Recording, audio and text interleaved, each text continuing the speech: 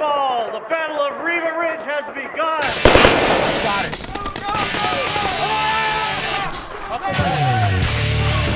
I think one of the main reasons paintballers like coming to the West Point game and see it as a prestigious event, maybe compared to other scenario paintball games, is that A, the ref and crew, the cadets are top notch. All personnel, flag 3, nothing else matters, nothing else matters, flag 3. And B, I think a lot of scenario players are just happy to be able to play here on the same ground that some of these leaders were trained on. 3, 2, 1! To be able to play this game here and meet the people that we meet who attend this school, it's just an honor to even be here. Let alone even walk the premises is really an honor. So it's a great time every year. I always love it. More than anything else, it just adds a sense of realism.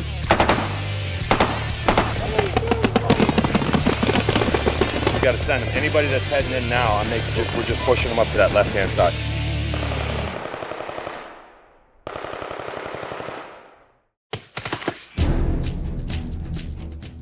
The senior leadership within the cadets of the West Point Paintball Club use all the planning procedures that they learn at West Point to develop this game and develop every trip that they go on. So they'll use troop leading procedures and the operations order format to design this game and design all the logistical stuff that goes on with all that stuff has a plan around it, and they all use what they've learned here at West Point. Anybody who plays paintball knows it's not a very cheap sport, and so this is how our paintball team exists. For this weekend, I am the primary MilSim cadet in charge. So I'm running the scenario side of things. I've been running registration and making sure that the field and the game runs as smoothly as possible. We do know that caution tape needs to come down around this cliff. Probably the biggest hurdle we got to do today is to tape off the field to make sure everybody knows the boundaries of the field. Towards the end of the road up here, you can kind of start seeing it slope down a little bit where it's a little safer for the guys who can go run down there. Just go take that all the way down to the end of the water line, and that's going to serve as a new border so we don't have guys cliff diving off into the lake. I got some plebes up there putting the last flag point up. It's about a 250-foot elevation change from the lake up to the top of where we're doing. That's one thing that a lot of people like about our West Point game is that people know that the terrain's going to be crazy and you're going to be running up hills and across cliffs and things like that, and so your plans change, so you have to be able to communicate with your team to be able to overcome those obstacles.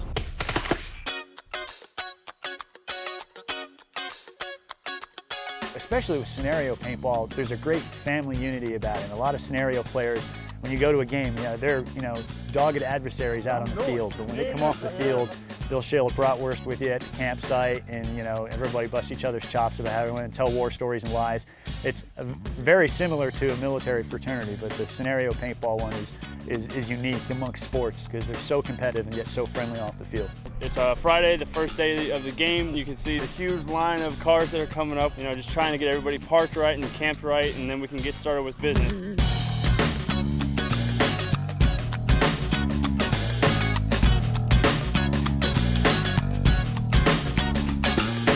Hi, I'm Eric Engler. We're at West Point Military Academy. I make custom paintball guns. We've made all sorts of stuff. We've made Browning BARs from World War II. We've made machine guns. I've made Gatling guns. We'll do anything as long as it's got a paintball gun inside of it. Thompson submachine gun based off of Tippmann's A5 marker, one of my signature pieces. It is one of the markers that I'll carry on the field tomorrow as well. We've made just one-of-a-kind stuff that is just off the wall. This is a battle rifle based off the video game Halo 2. Somebody asked me to make one. I made one for him out of aluminum sailboat mast. This will probably be the 9th or 10th game I've generaled here for the West Point cadets. I plan on winning tomorrow and Sunday, but it's going to be a hard-fought battle for both sides. But in the end, if the players just have a good time, that's all I really care about, and that's what we're all here for. It's just to have fun, because it's just a game.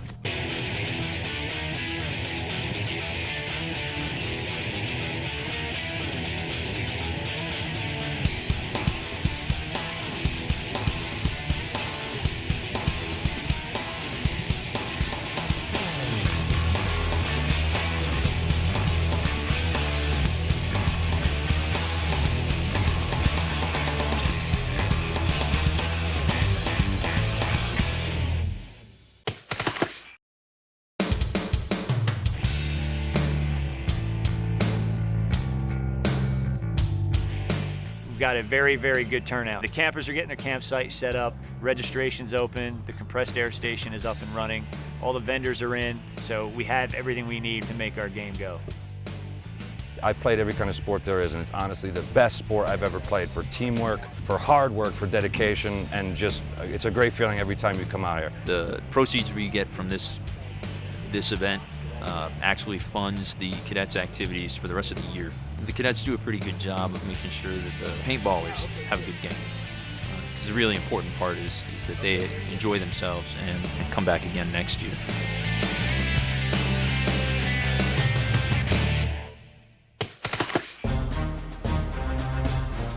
We really appreciate you guys coming out. We can't do it without you guys, okay? I want to express my gratitude to you.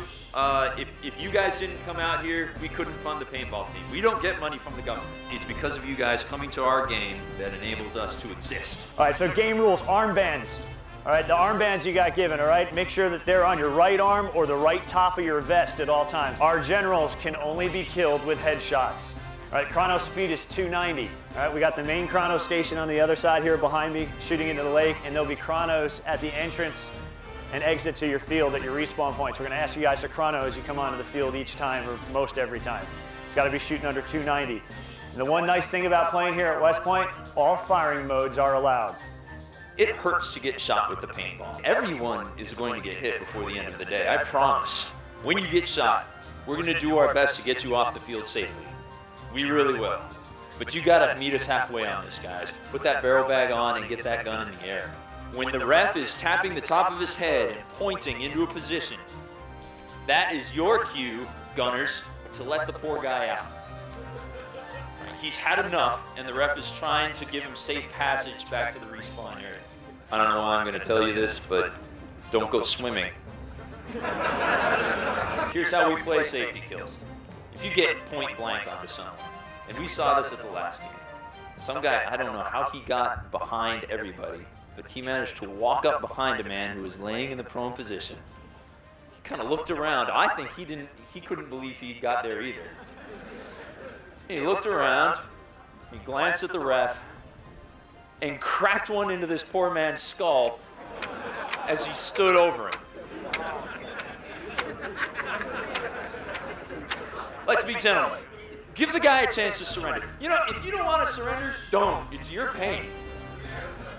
But give the guy a chance to surrender. You know what's going to happen today, I'm not even going to tell you. Mr. Engler, we know we want a safe, friendly fight. I always enjoy going with or against you, and I sincerely hope we have a great day. I want to see honorable play. We're going to take them out honorably. We're not going to wipe. We're going to have an excellent time.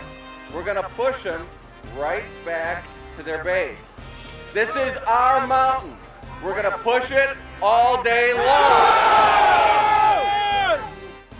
If you look up there, you're gonna be working on the side of that thing. The field that we're playing on today is a field that I not only trained on in the military, but I also played other West Point games there. So I had pretty much memorized most of that field already.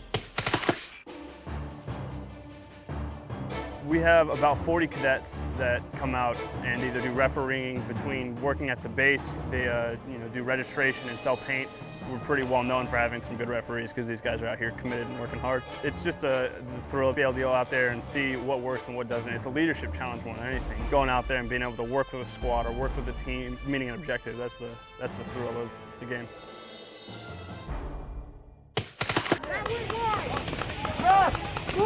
First of all, I'll go through the tank rules. It's pretty much what we always have. The tanks can be immobilized for 5 minutes by either a grenade or a mine. I don't know if anybody's playing with mines today. Tanks are very important in the game. You want to keep them in the game as long as possible.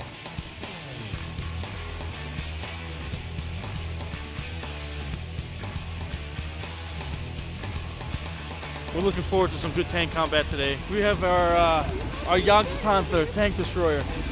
Shoots 2-inch Nerf Vortex rockets. It's mostly for anti-tank. Each ring on the barrel symbolizes an enemy tank we took out. The only thing that can take out a tank would be a small Nerf rocket. Basically, it's a foam rocket, about 7 inches long. Or you have taped off kill boxes on the tank itself, where if you fill it up with paint, Totally fill it up with paint. You can eliminate a tank that way. If you get hit with one paintball grenade or one mine, you'll be immobilized for 5 minutes. If you get hit with a second in that 5 minutes, then you'll be out. But if you get hit with one and 5 minutes passes, you guys are good to go again. Just were to hit another tank, it would bounce off the tank. These are the only thing that is usually allowed on a paintball field because they are safe.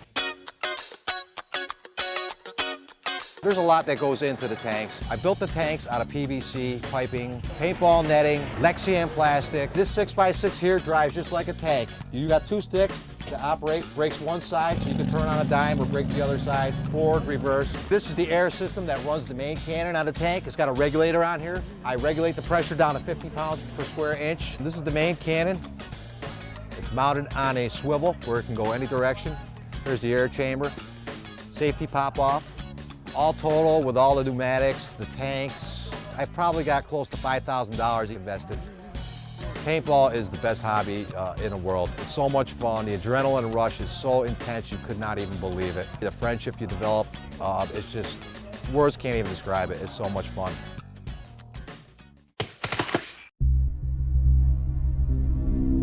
The topography chose this scenario. Lake Frederick seemed like a great place. It'll hold lots of campers and it has woods nearby and great for us to play on. So came out on a recon, walk in the field to see what we could do, and because of the topography, and I'm like, wow, this is pretty much all uphill. I did a little Google Earth thing, and it's about 1 million square feet. It's all woods and rocks. And I'm an old 10th Mountain soldier. I was stationed there for a while, and immediately Battle of Riva Ridge or one of those mountain battles that they fought back in World War II popped in my head, so that's one we chose. The Germans had control of Riva Ridge. The Americans were coming up to take it over, and that's how the 10th Mountain Division really got its start, because they had to learn how to climb up there and ski back down and everything else, and the Germans were really taken quite by surprise.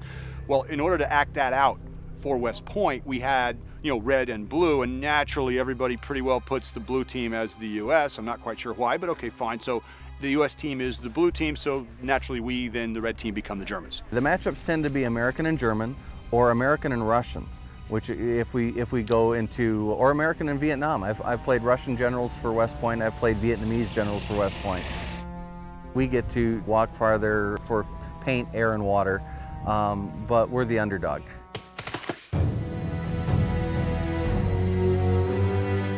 Flag Point Ref 3, what is the situation at you? WKDT, turn it up a little bit. A6 is just Doc. General? We're getting close. We're just under 10 minutes before we started the game.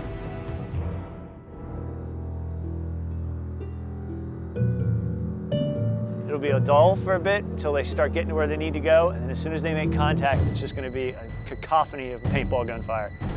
Roger that, send me as many as I can. Yes, I did. I just brought it to Chrono. It's all in the generals' game now. They know where they got to go and when. It's up to them to win the battle.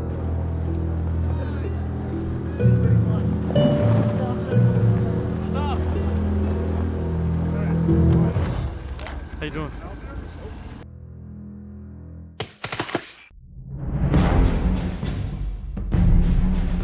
All right, the way this game works this time around, it's different from every other West Point game you've ever played. We have flag station points, this is true, but they don't all count. Flag station points are control points. That's how you award a win to somebody. Otherwise, it's just a bunch of guys running around shooting each other. For the game on, what I want you all to do is bust butt to the bunker complex near the gully. When you get there, you'll know it because there'll be 500 guys standing there shooting.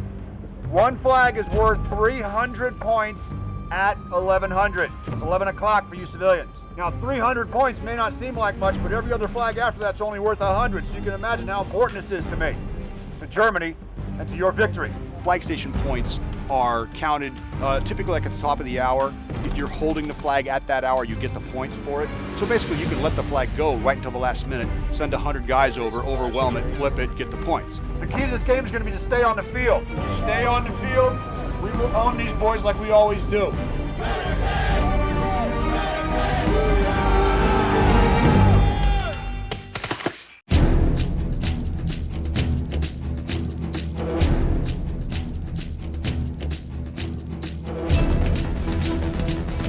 All right, have a good clean battle out there today, guys.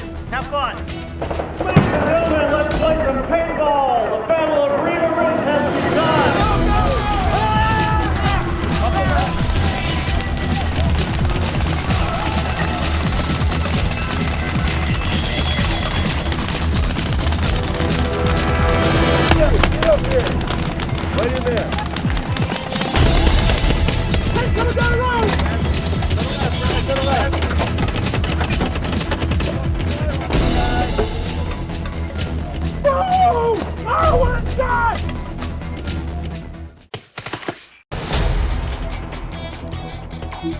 The blue team went and threw smoke to get us some cover to get to the flag, to flip the flag, and we weren't able to get there. The red team seems to have that pretty well knocked down, and they're tearing us up pretty bad over there. We're going to do the best we can to knock them off. We got about 10 minutes before this segment's over, and we want points for the whole thing.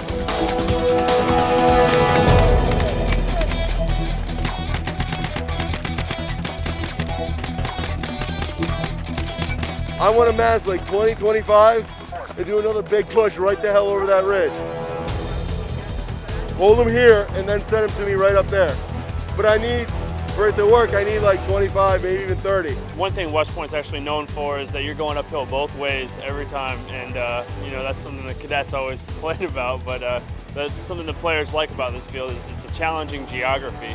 We're playing on the side of a mountain here, so I mean, you know, you can't ask for anything more challenging than running uphill, running downhill in order to assault your flag points and stuff like that. I'm Tackleberry with EOD. We do explosives, ordnance, and demolitions, we call it. This is my launcher. It's like made after an M79 grenade launcher. What you do is you drop a Nerf rocket down here and plunge it down with either, they call it a barrel squeegee, which you just use to clean your barrel.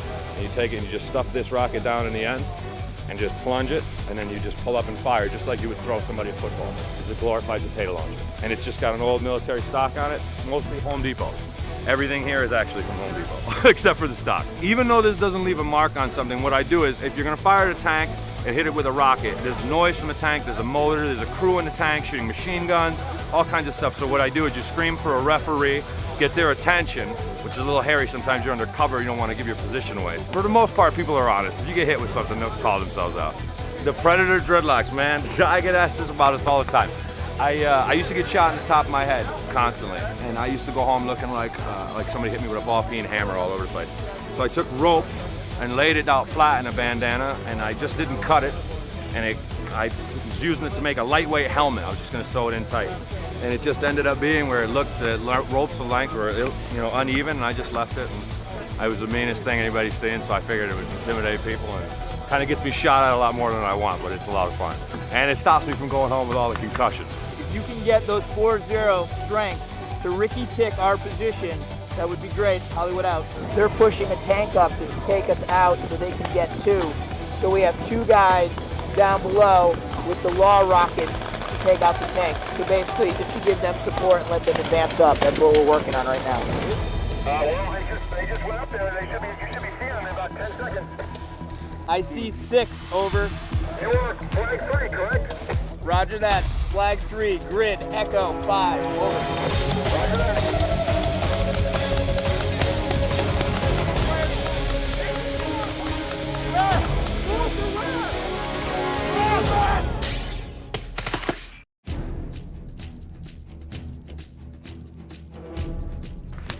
That's our guy.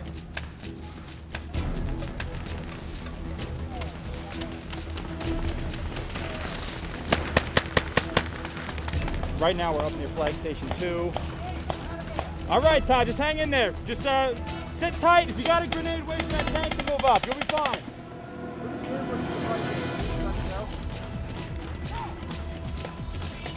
Todd, stay low. Stay low up there. Roger that. Working to secure 2, over. Hey guys, pass the word down. The new tasking is to secure and hold 2. 2 is right there. We already hold it. Cat. Roger that. Pull them up. Pull them up. I got blue guys coming up this hill on me. We're gonna run up. We're gonna stop them. Hey, you guys good? Keep going. Look right. Keep going. Look right. Look right.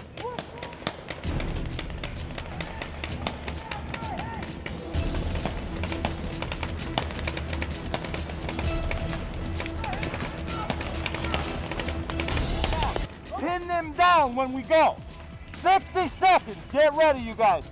Reload, clean your barrels, whatever you got to do.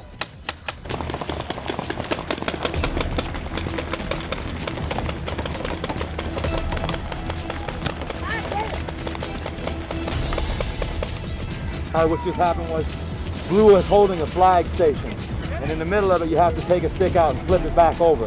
On either end is your color, red or blue. So what we tried to do was pin their guys down long enough for us to charge in and turn that stick back over. And what we want to do is draw enough fire from different angles so that our guys who are quicker can sneak in. That's a huge victory because it was right on the right time. When that flag was flipped, we had 5 minutes to go before we would have lost the points for it. So it was huge. There's a lot of people in paintball that actually create their own persona on the field, and I think that's actually a very cool thing.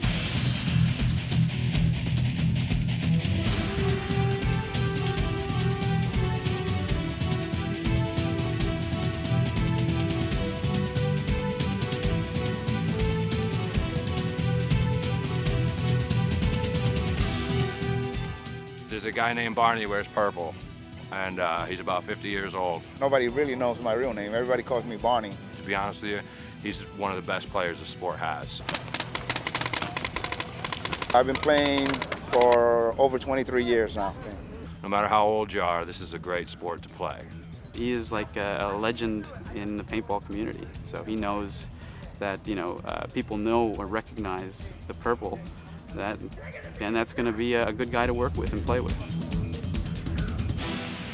He was an ex-Marine, from what I know, and I have a lot of respect for that. The funny thing is, when people see me on the field, they tend to get this tunnel vision. They'll expose themselves just to try to get the angle on me, and they forget that I have a lot of good players around me, and they're the ones that end up getting a lot of the kills. He comes out of nowhere and just plays as hard as he can every time. Everybody follows him, and he's a fantastic leader, and he just flipped the flag for us and got us the points to finish the job. That is the secret of the purple.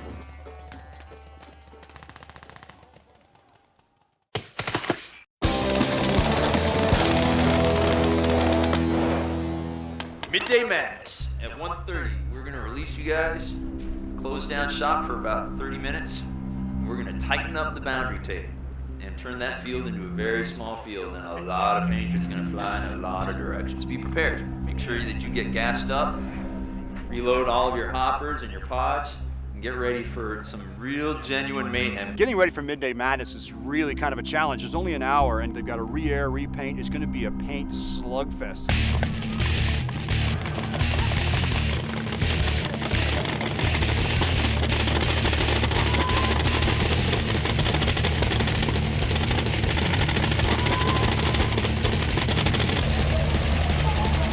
Three flags. The points for all three flags counted at the end of the hour. Those three flags put together count the same amount of points as the whole morning so far. So it's very, very important that I keep this territory. The points don't even get counted until it ends, which is in about 20 minutes. Everybody get that flag down! Move! Watch out!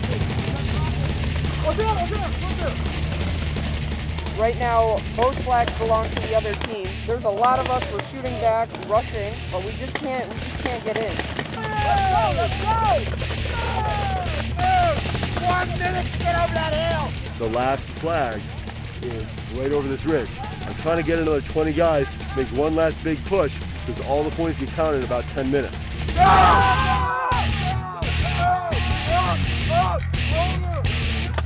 that flag! Go! Go! Go! Go! Go!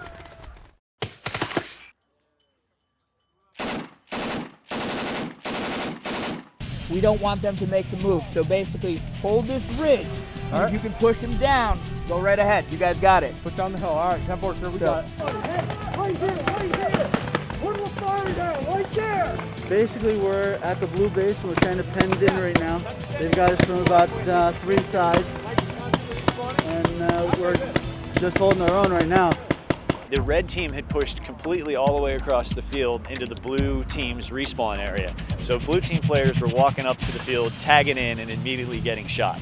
Nobody likes that. That's not fun at all. So, to the red team's credit, they did a lot of work to get to where they were going. But again, we want everybody to have fun out here. So we had to push everybody back to their restart stations and go at it one more time.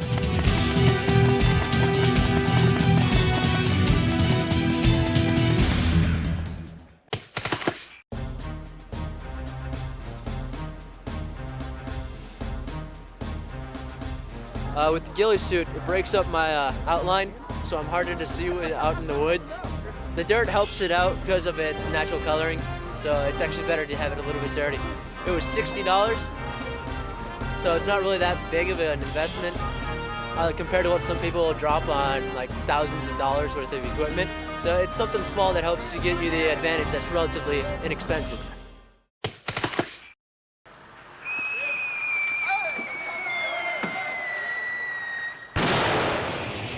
They bring out artillery simulators, they bring out M240s, bring out 249s, bring out a lot of things that we just don't have access to and we can't use in other scenarios. All right, well, this is the Mike 240. This is an actual machine gun from the U.S. Army. Right now what we do is we have a blank adapter on it. These are always orange for training purposes to make sure you know this gun isn't a real gun, you're not really being fired at. You're firing blank ammo. As you can see, it's close at the top, so there's no danger of anything coming out. There's nothing that will fly out, harm anyone. More than anything else, it just adds a sense of realism. People love coming out, and you know, it's one thing when you can hear all the paintballs flying back and forth, but when you hear a couple rounds, it just makes it seem more realistic. It's fun, it's an adrenaline rush.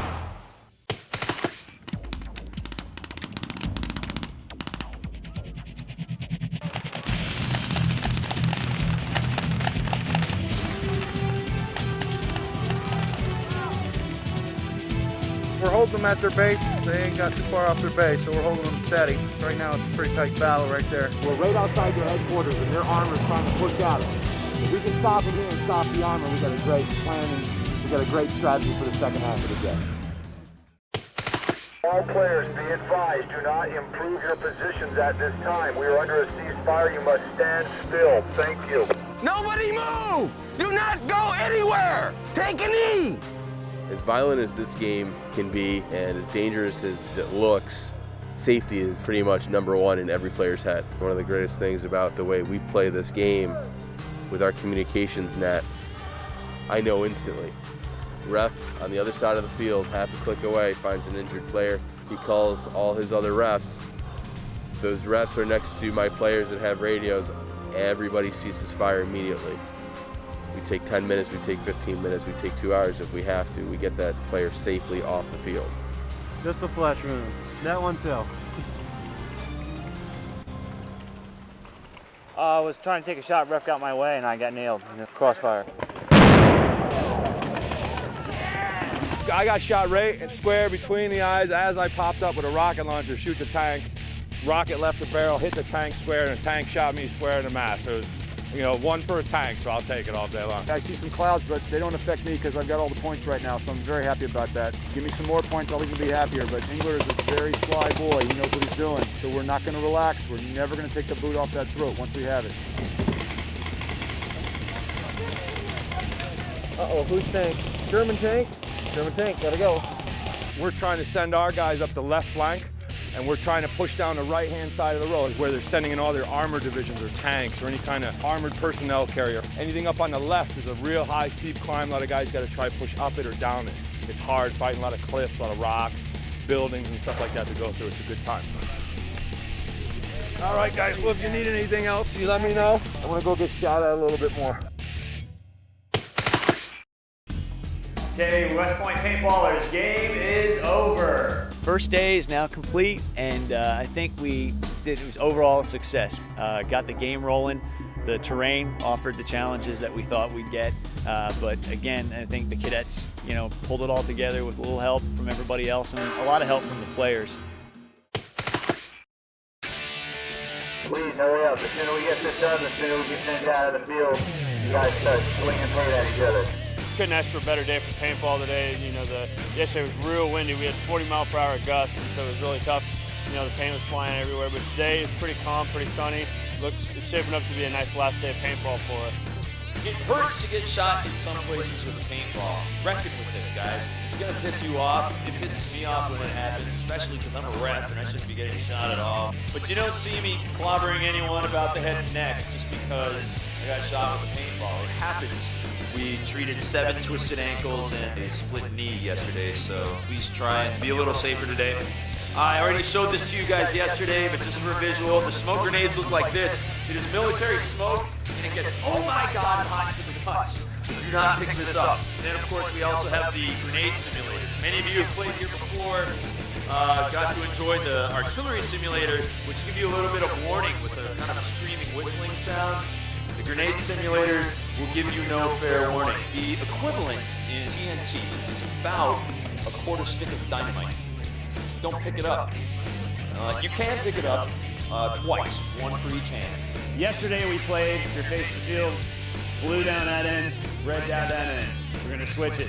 For all intents and purposes, it's just basically to demonstrate that there was nothing unfair of playing on one side versus the other. So red's starting down that side, blue's starting down at this end for today. So now you get to learn a whole new set of terrain coming from the other direction. Ready? Today there's 1,000 points available, so if blue is able to win, 3/4 of them, they can win the day and win the ultimate event. Of course, my guys are not going to let that happen, so we'll see how far they go. Weekend so far is going amazing. We are way in the lead point-wise, and I got to get back on the field and make sure that I secure that advantage and increase it. I'll see you guys on the field.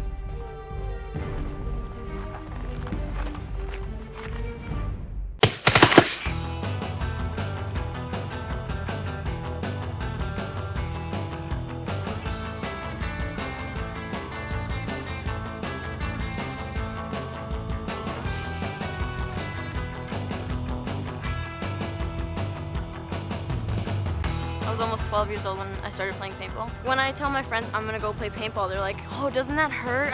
I've heard it hurts a lot. And I'll be like, nah, it's nothing. My dad's the co-captain of the Red Raiders. For me, Maria being able to participate in this is it's actually an honor. She took on something that I did, is well respected, and people play with her and she has fun, and in the end I think that she likes what she's doing. My favorite part about paintball is kicking guys' butt. It's just fun. One thing is for certain, instead of chasing boys, she's actually shooting them. So for me, that's actually really cool. No special treatment up here. We're all equal. All right, let's go shoot some people. I'm Maria Galarza, part of the Red Raiders. I'm here at West Point, and I'm gonna kick some butt.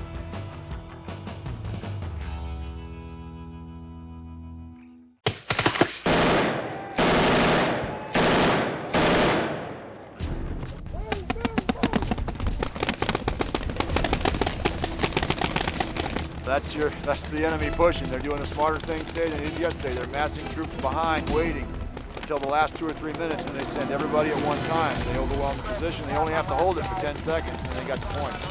It's a good strategy change by Engler. It's making me a little nervous.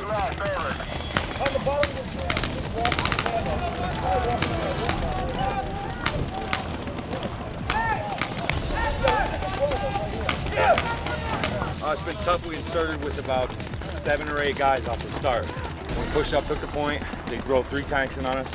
Took all 3 tanks out, held it for a little while. They drove a tank up on the ridge, which killed us.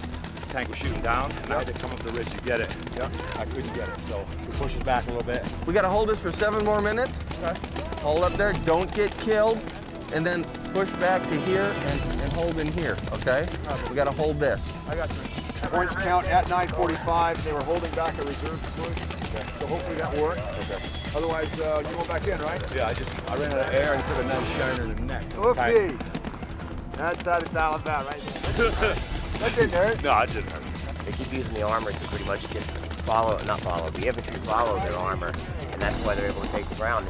Because what they do is they'll stack behind the tank like it's a mobile bunker at that point. If we don't take that out, they'll line up 20 or 30 guys behind it just in a train, and they're firing off the sides at everybody, and they just drive it straight down the road at them. He's got a pistol. I love it. He's dedicated. He's got a pistol up against like a bazillion machine guns. I love it.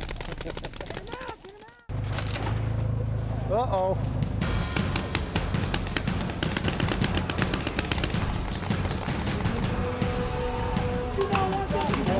Come on, guys, up here, move it!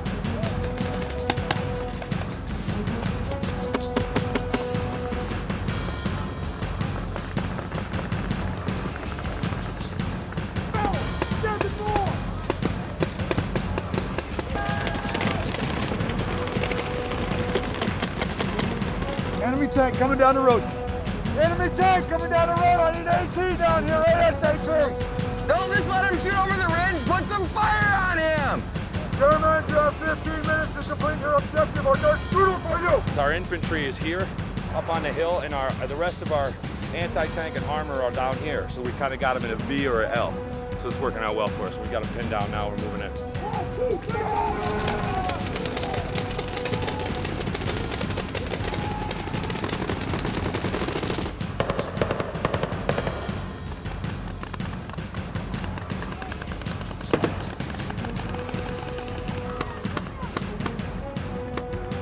Go ahead and advance up the hill, people! Advance up the hill!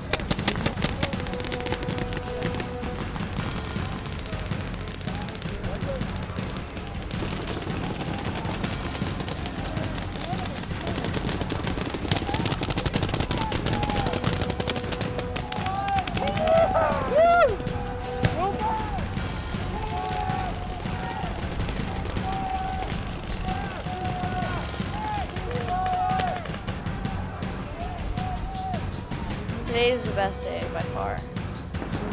I was up on the ridge taking out tanks. Hey, I'm tired.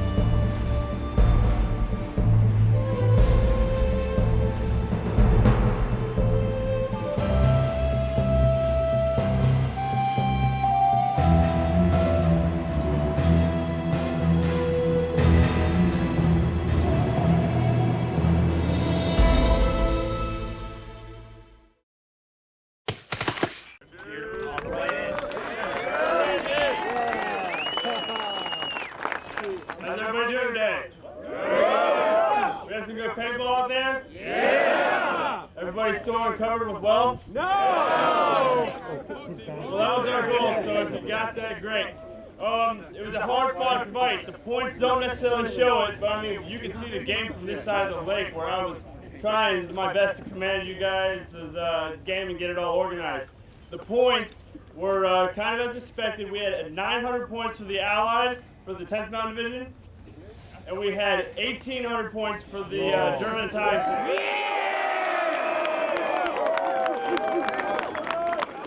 But it was close! But I want to reinforce the fact that just because the numbers don't show it, there was so much heart on both teams, and we really appreciate everybody's effort. I'm reffing, and picture, if you will, a large mass of rocks. Pitted on both sides are two tanks and two fiercely fighting blue forces and red forces, rolling on each other full auto, 10 to 15 balls a second. It actually sounds like some sort of tourney team practice. More like Rice Krispies, just with the sheer volume of balls being flown in every direction, and rockets to and fro, tankers yelling at each other. And somehow, this dude in a raincoat, very slowly, sort of tiptoes into this crevice in the side of the rock formation, and then does the gecko, or like a salamander, and just lays himself perfectly flat into this hole. With no coordination at all, both sides decide they're gonna push real hard. And so they both just mount on each other at the top of this rock formation. All the while, the salamander is still pressed into the crack of this rock. Do you have it with you? Hold it over your head. With nothing to defend himself.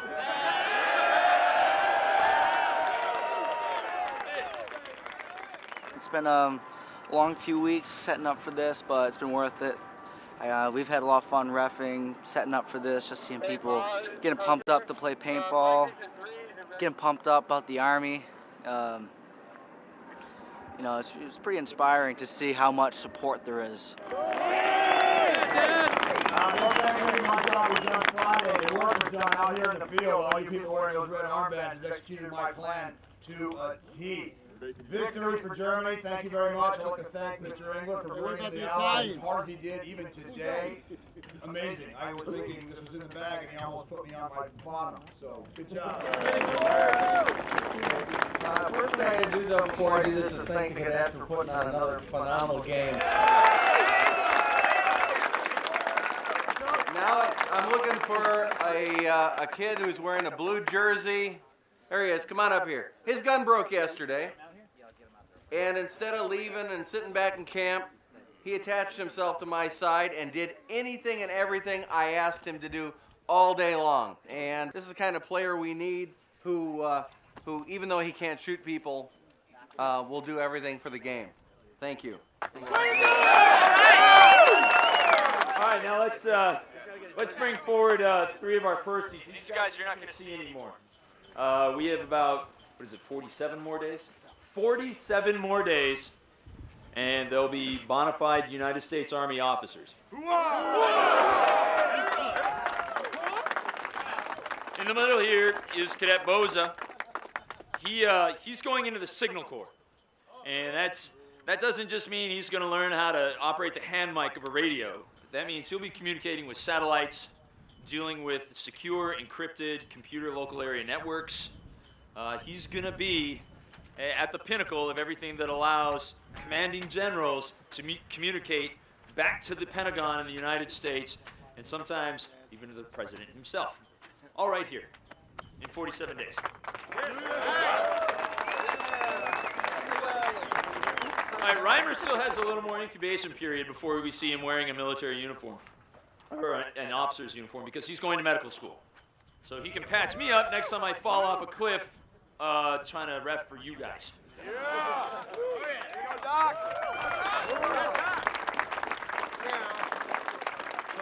Now last and most importantly, the cadet in charge of the entire club himself. Believe it or not, there's over 160 registered members in this club. And there's one cadet in charge of the entire club. That's Cadet Randy, here on the right end. It's the stuff he does behind the scenes that counts the most. From air, from laying the field on, from training the refs, and from dealing with all the administrative headaches that, quite frankly, I don't want to deal with. So I pass the buck on to him, and he gets it done. Now he's going to, well, let's put this in paintball terms.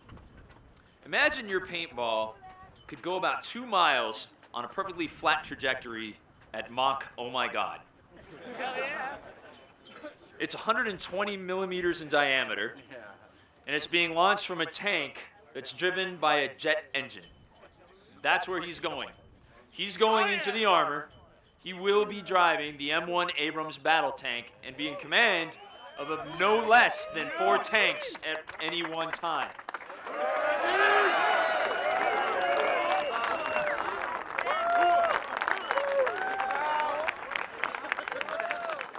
Gentlemen, we appreciate you being here. Let's give you all a quick hip, hip, hurrah. Hip, hip, hurrah! Hip, hip, hurrah! Hip, hip, hurrah!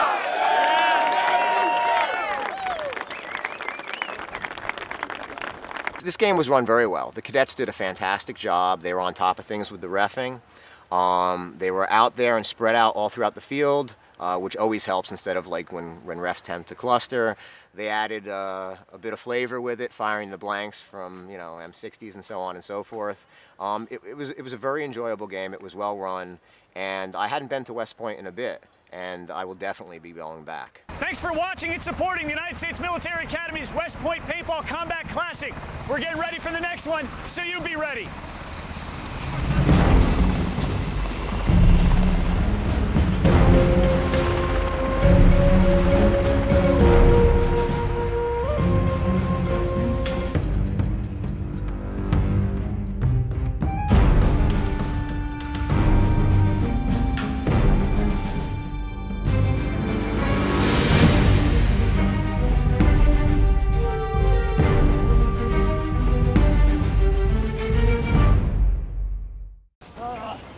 What happened? It's not in the ball. I almost don't understand what's going on in the mind of a paintballer, because these guys will go out and rail down 10 balls into some guy's spine and you'll see him go limping off the play area, and you know he's hurt, and he knows who shot him. And later that evening, you'll see the two of them sitting around a campfire laughing about the pain that they brought to each other. You gotta respect it. Got it! You got me! I'm a camera guy, goddammit! She's been humping it out there too, so it's been really rough, but it's a lot of fun. Choice words, father.